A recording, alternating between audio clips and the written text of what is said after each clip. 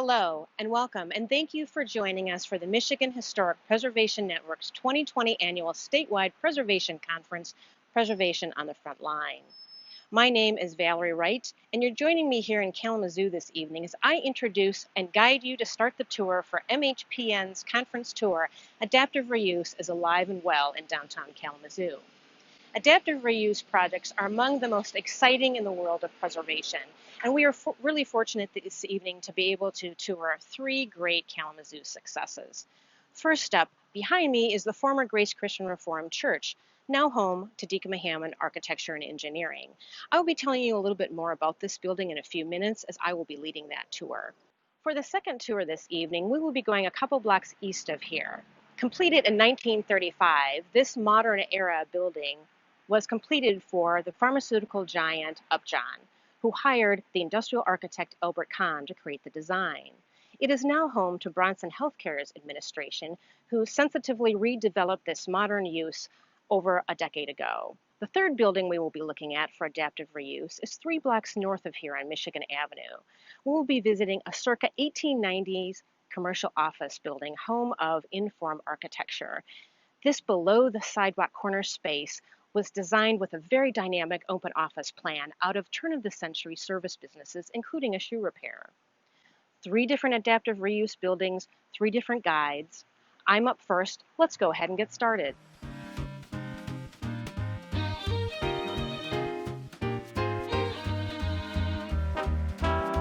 This former Christian Reformed Church building was constructed in 1926 by Skippers and Dykstra with designs from Daverman Associates out of Grand Rapids. Interestingly enough, there's actually a sister building to this in Grand Rapids. But I want to talk to you a little bit about the exterior of the architecture. When you think about it for the time, this was a Christian Reformed church, but it really has a lot of resonance to neo-Gothic, 16th century Palladio, sort of reminiscent of his architecture. And when we look at the building, think about it. There are these amazing, giant columns and a very formal structure with this beautiful entablature impediment. And it really has this sense of aspiration and out-of-this-world sort of experience. And really, as we start to go inside of the building, it's actually quite simple. A big part of the history of this building isn't just the building architecture itself. It really goes back to the congregation that designed and built this church. So like I'd said, 1926 it was built. Interestingly enough though, it was destroyed, the interior was destroyed by fire at New Year's 1935, but this congregation was back into this building by the end of 1936. But the interesting part is, this congregation was formed when the Reverend Henry Danhoff broke away from the Christian Reformed churches and created the Protesting Christian Reformed Church, which this became for about 20 years until the church reunified with the Christian Reformed Churches of America in 1945. In fact, and that was upon his retirement, and the last Dutch service was actually held here in 1957. This congregation had such strong resonance for its congregants that we still have pilgrims who visit here on tours. We had 3 sisters several years ago who had grown up in the church, who married in this church. One of the sisters had come from Pennsylvania, 2 of them lived here, and they were going to all of their sort of sites that they had grown up and during their maturation years, and they made this one of their stops. They just wanted to see what had happened to this building. This actual congregation moved to southwest of the city in about 1988. And been vacant for about 10 years before we purchased it. But this is, again, this pilgrim, these sisters who were going on this pilgrimage. The really cool thing was after they left, the one sister actually sent me a history of her time here in this church. So it's very cool. There's so much history that is all part of the building, but is separate at the same time. And it's about the congregation as well. So I wanted to tell you some of the magic that happened when we built a design, renovated the interior. One of the things that we hadn't realized, we did want you to have these variety of different views when you're looking up and beyond and through, forward, backward, what is in the middle ground. So adding glass and layers. The one thing we hadn't predicted, and this is sort of the magic in adaptive reuse spaces that you don't always know you're going to get, was the serendipitous movement of where the sun is during the day reflecting onto this beautiful red wall on the second level. That is one thing we hadn't predicted that is part of, as I said, the magic of being in this space. And we get to live it all every day. The congregation was very involved by supplying us photos, archival photos of the original building, When we moved in, like I had said, the outside has this exuberance and the inside is fairly simple. Because of these archival photos that the congregation gave us, we were able to duplicate and replicate our exterior facade doors, which had been probably turned into those 1970s glass and bronze simple like office doors. So we were able to actually replicate the original doors. Also, when you came into the building, there were two sets of staircases. We turned one side into an office supply room and also a small conference room. We also had to add a service elevator, which was not part of the building originally. Typically, as you would a church type of this situation, you would go down into a sanctuary or social hall, and this was set up the exact same way. Right now, we have this set up for a tenant space, and they're just general offices in the lower level. So as we move forward into the space and go up the stairs, I want to tell you also that there were some things that we wanted to have that were original and traditional, but give it maybe a modern and contemporary twist. We really wanted the energy and the dynamics of contemporary space within an adaptive reuse space. As you can see, we actually have the original beautiful oak handrail and the design, which we actually duplicate in a contemporary form in maple, this exact same design as we go up the stairs and into the vestibule area. We were able to keep the original oak doors and the original molding as you go up the stairs. So this is indicated here in the creek. These are actually wood stairs that are carpeted over. There's some acoustic control, but as you go up the stairs, you come up with these beautiful welcoming oak doors that allow you to enter the space. And then you come into this aha moment. You know, in designing this space, you have to think about, first of all, what were the challenges? One of them was really thinking about this double story. What was that going to look like? We had to think about that because that was the toughest part of designing this space, was this two-story volume. So once we created this mezzanine and thinking about what that would be, so we could have office space on 2 levels, that really tipped the scale for us deciding to purchase this building. It really was tricky when we thought about moving from our traditional office space to the south side of the city. We really wanted to create a new identity for ourselves, and this building allowed us to do that. We purchased it in 1999 with downtown development grants and also state and federal historic tax credits. It also helped us to understand what that process was like, but really the downtown development grants really were the Kickstarter for us being able to move in and purchase this building. In different Greek architecture, you have to think about gathering spaces. And in thinking about what we were going to do with this mezzanine space, we thought of an agora, or it was a gathering, sort of a circular space where people would gather and you would come to socialize and be part of something. And that was really sort of the design and thinking about what we would do with this mezzanine in this circular space, was kind of this idea of this agora. We do not have enclosed office spaces. We are all one. Nobody has an enclosed office. We all have individual workstations as part of systems, but no one actually has an open. This is a completely open office workspace, creating that agora, like coming together, socializing together, collaborating together. It's a very dynamic space. Some of the cool features are we did not have to replace the pendant lights as far as the original church architecture. Those are original. We did, of course, add lights, but as far as the original church architectural lights, those are still here. Also, the mezzanine, we had to create a different steel structure, really, in order to support the mezzanine. So we added this additional steel structure. We exposed the ceiling rafters. Originally, they were white, sort of stuck on. I mean, you kind of know the drill. The 12 by 12 stuck on acoustic ceiling tiles were stuck to the ceiling. We exposed the original rafters, added the additional structural steel to add the mezzanine, and were able to create this really dynamic space. Interestingly enough, on the inside, we have these amazing stained glass windows with no religious iconography in them at all. They sort of have more of a little bit of an arts and crafts feel, but very interesting for this type of neo-Gothic building. But I want to talk to you about living in a live, adaptive reuse architecture. What is it like to live here? There are very few times you get the opportunity to live in a double-story space and experience the life of a building, which makes it alive. It is unusual to be this close to large pendant lights, to be part of the structure of a building, to be part of double-story stained glass. That is the dynamism that we live in and that we use to create buildings every day. When we meet here in this space with clients, they will often say, I want whatever created this space to be used for, that kind of creativity to be used for our spaces. Now we know it doesn't have to be exactly this. This is very unique for this project and this building.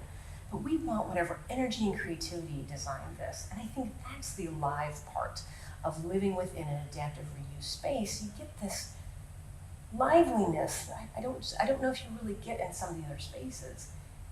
So it's, as I say, that aliveness that I think it makes it so interesting.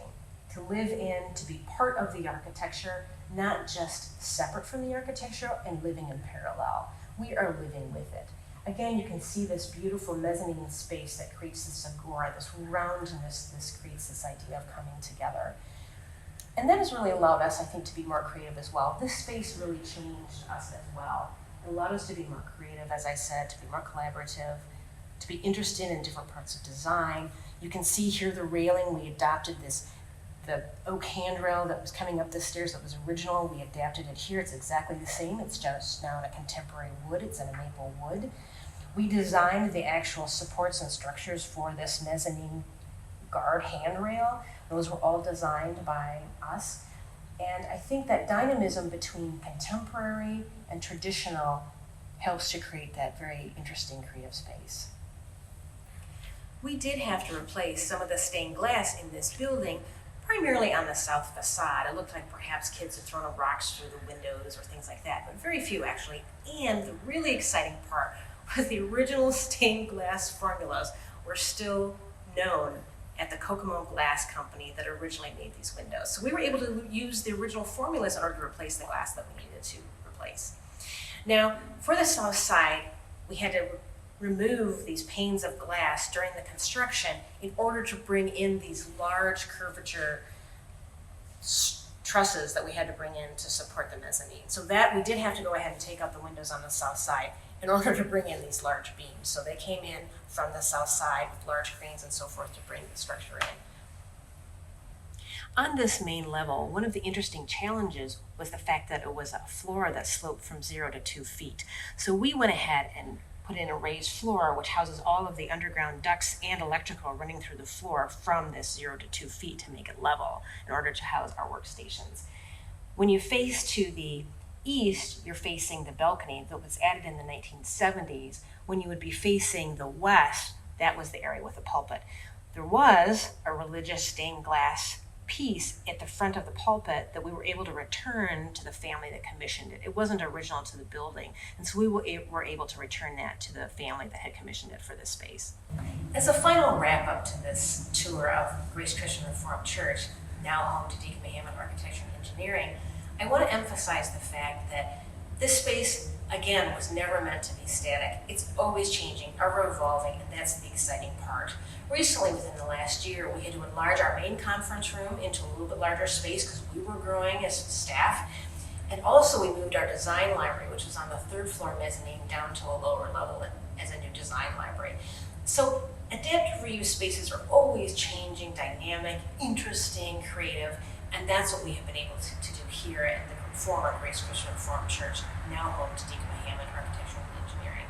Thank you for joining us here in Diekema Hamman Architecture Engineering, former Grace Christian Reformed Church, and I hope you enjoy the rest of the tours.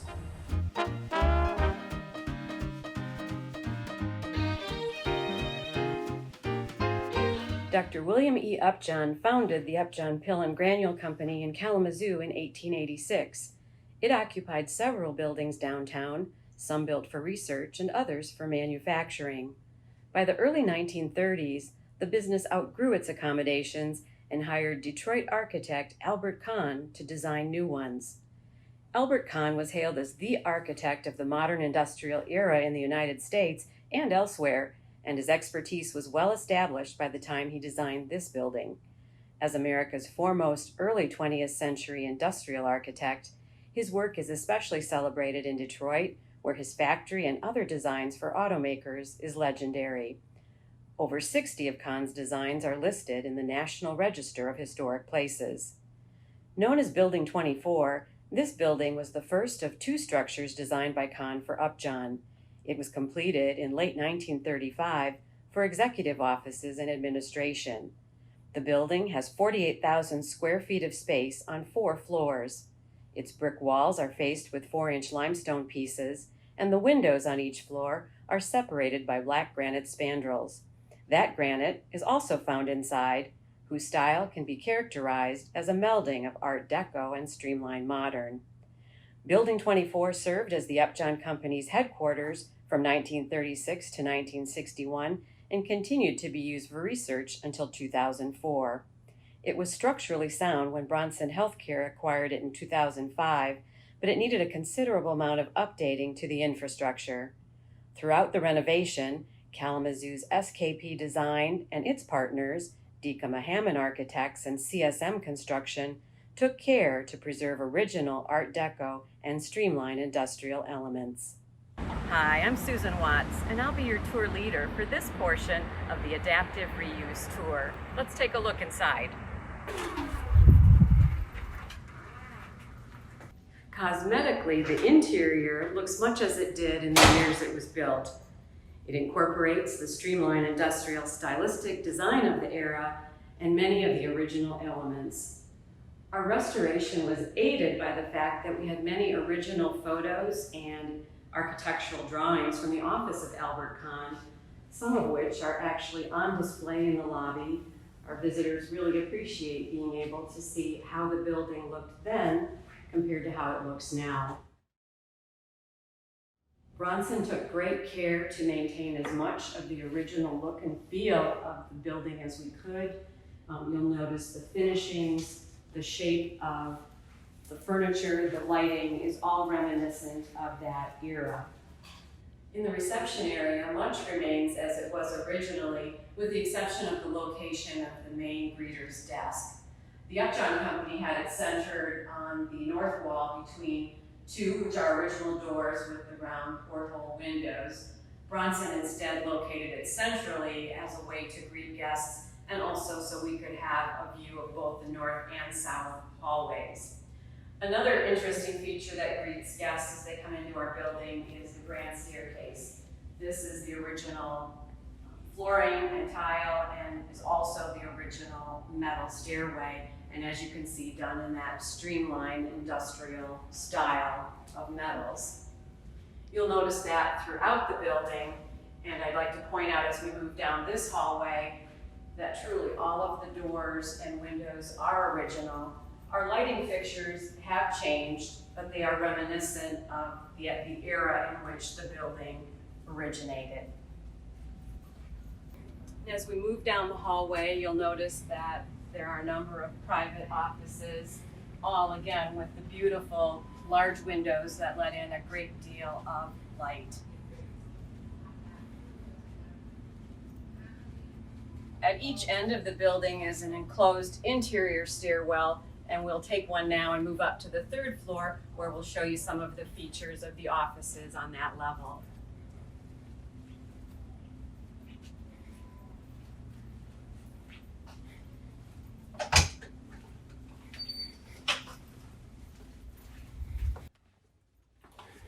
We're going to take a left here and go around the corner, and I think what's interesting about this section is the combination of private offices as well as section cubicle area. The windows, doors, all original. The style of the frosted glass, also original. And this room, as you take a look inside, was one of the boardrooms used by the Upjohn Company. We were fortunate enough to be able to refurbish their original boardroom table. So that's housed here and is a cherished piece of history and part of the legacy of the building and the company. Our next stop is right around the corner here. So this beautiful office, which has its own fireplace and coffered ceilings, is a unique office in this building. We're told that its original occupant was the actual head of facilities who commissioned Albert Kahn to design the structure, and his role obviously was also to oversee all facilities in the Upjohn Company portfolio. This is one of 5 offices that has its own fireplace. The fireplace itself is not working today, it's decorative, but we're told that originally they were part of the heating structure for the facility. Now we'll head towards the south end of the third floor. A beautiful reception area here on the upper landing of the stairwell. And then down this way, we'll show you a little bit different office layout. One of the really interesting things about Albert Kahn's design is that combination of private offices, yet large open spaces within the middle of certain floors where you can have that community space or multiple workspaces. The second floor of this building is primarily set up like this with a lot of open areas, and we appreciate the flexibility that it allows us. We'll circle back around and we'll go down the stairwell, and on the first floor we'll show you our main boardroom as well as some of our senior executive offices.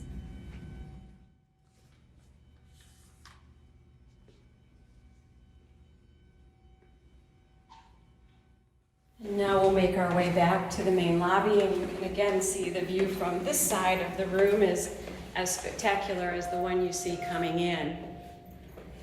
To the right are our elevators. Again, those are newer, but they are in the spirit and design of the rest of the building.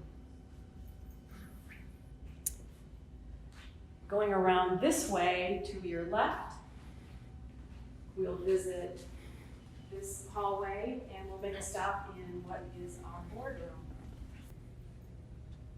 This room was originally here. Obviously, most of the infrastructure of the facility had to be redesigned to get extra wiring and space to run fiber optics and things of that nature for modern use. But otherwise, windows, walls, all of those things are in the same place they were when we inherited the building. All right, let's look at those offices with their own fireplaces. Let's start here. Why don't you head on in and I'll tell you a little bit more about this office. So this was originally an office held by Dr. E. Gifford Upjohn of the Upjohn family. And as you can see, it has its own fireplace with a marble surround. Again, not working currently, but a beautiful piece of design. Each of these offices and many of the others that we've already been by do have built-in shelving units that are original to the building as well. So clearly a lot of thought went into the structure to make it very functional in the 1930s, and we find that it still meets our needs exceptionally well today. Another beautiful feature, if you look here along the windowsill, is marble has been carried over to that area as well, which is sort of an exclusive decorative look and feel for these offices.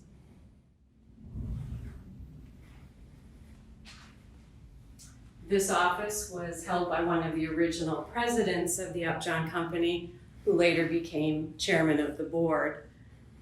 Again, a very similar style to the office we were just in, but slightly different. Each of these offices has its own unique personality. And again, pointing out the built-ins, and you can appreciate just the wonderful amount of natural light that comes into each of these office spaces. And over here we have the office of another one of the company vice presidents. Fireplace surround is a little bit different here. We have the black granite instead of the green marble. But the stylistic design, ceilings, all the same. Although the only coffered ceiling was in the one we saw on the third floor. This area too, I'd like to mention in the pre-function area, all of the pink travertine tile that you see used as wainscoting in this area is actually repurposed from another building that the Bronson Healthcare system had across the street. One of our medical office buildings circa 1940s came down in the early 2000s, and we saved that and were able to put it in place here as kind of part of our sustainability effort to reuse, recycle, refurbish materials within our facilities. And I think we've shown you pretty much the highlights of the Bronson Upjohn building.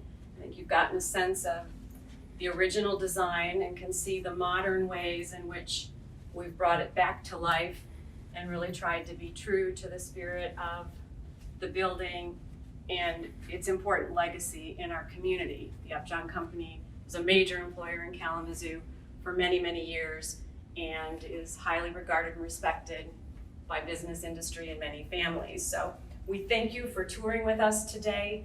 We hope you saw and appreciated the work of Albert Kahn, and I'd encourage you to read up more about him, look at books with photos of his works, and feel free to contact anyone at Bronson Healthcare in the future if you have questions about our building. Thank you so much.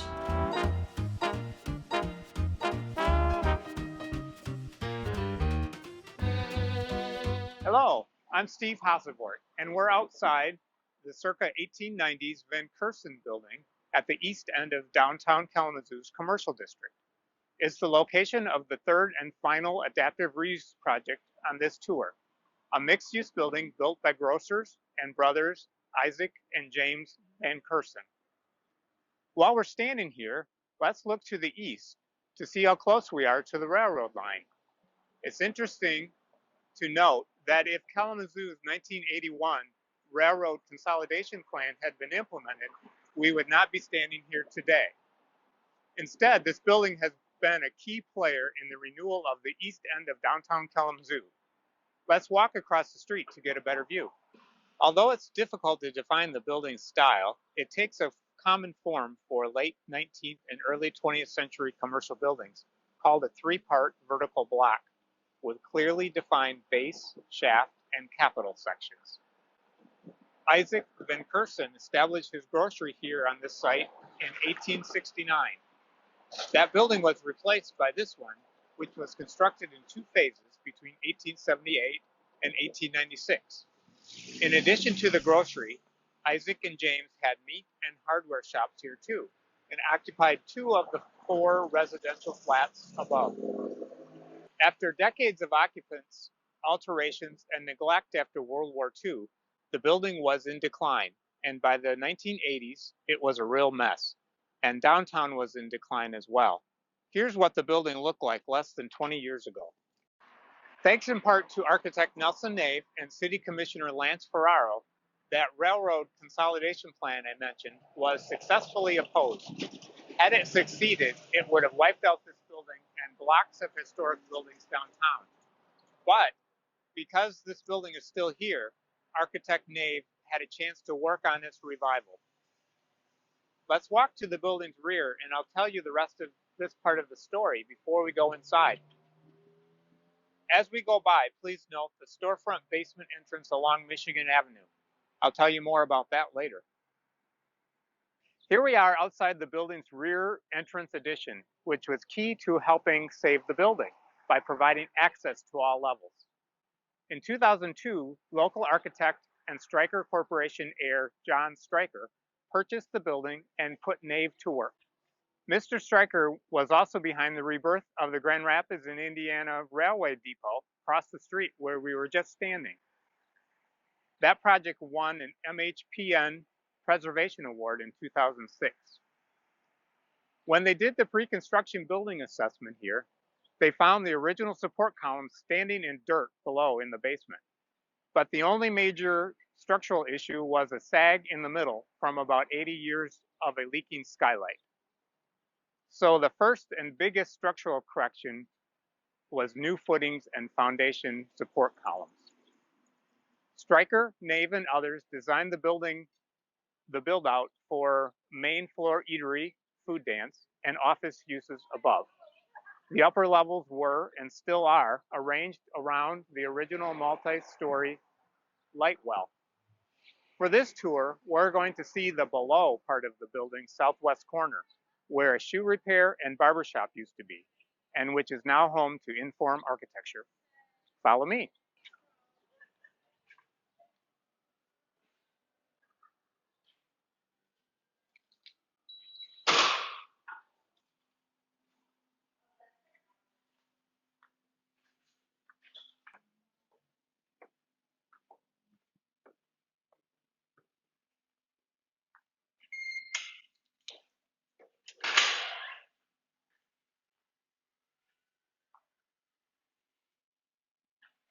Welcome to Inform Architecture. We're an 8-person architecture and interior design firm that specializes in preservation and adaptive reuse of buildings, primarily for not-for-profit and community-based organizations. We're in a space currently we call our front porch. Architect Nelson Nave tells us that this level was built out as a wine bar, although it was never used for one. This explains the rather large lobby area and large toilet rooms here. We use this area for our casual conversations and phone calls.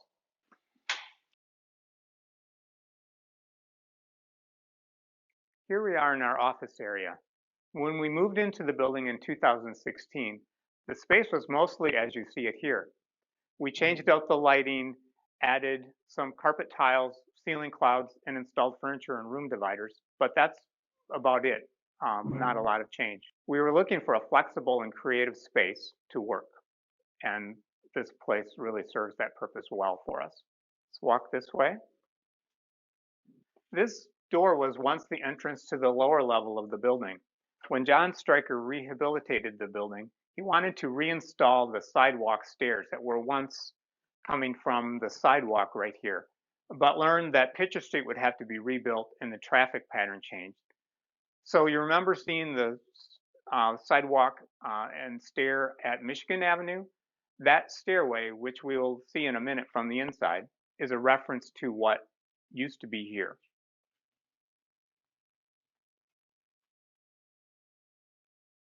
We use this space as a conference room. Other than the lighting, we haven't changed a thing. That door leads to the same space under the sidewalk that we just looked in. This room offers a good view of the amount of work that was required to be done to rehab this building. The existing basement was too short for effective use of the space, so the entire basement floor was excavated about 8 inches. These ledges you see along the edge are the old foundations that needed to be maintained under the existing bearing walls. Remember, we talked about this space as a wine bar. Well, Food Dance upstairs was not interested in the additional space. Still, the original staircase here was rehabbed in case a future tenant wishes to combine the spaces. If you were to walk through the wall at the top of the stair, you would land in the bar area upstairs in Food Dance. This is a stair from Michigan Avenue. It is similar to the one that was once on the west side of the building along Pitcher Street.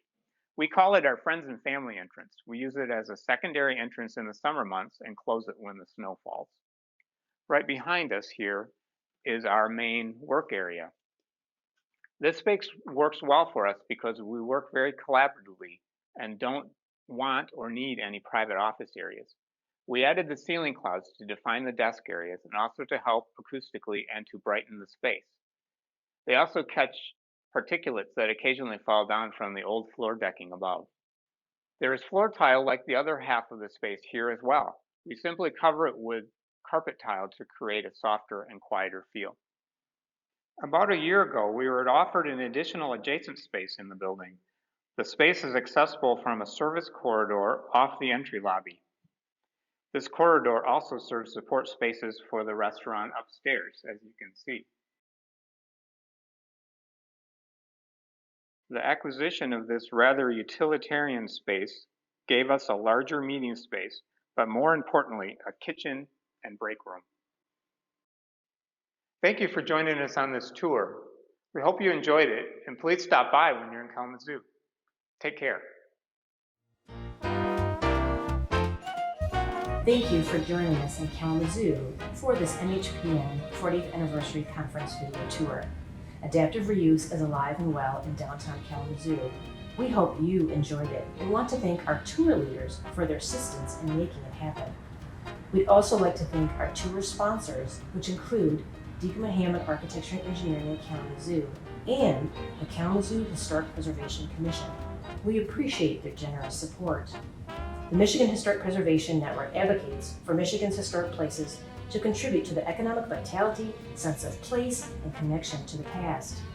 For more information about this conference, its tours and educational sessions, and all things historic preservation in Michigan, including legislative updates and other resources, please visit us at mhpn.org, Facebook, Twitter, and YouTube.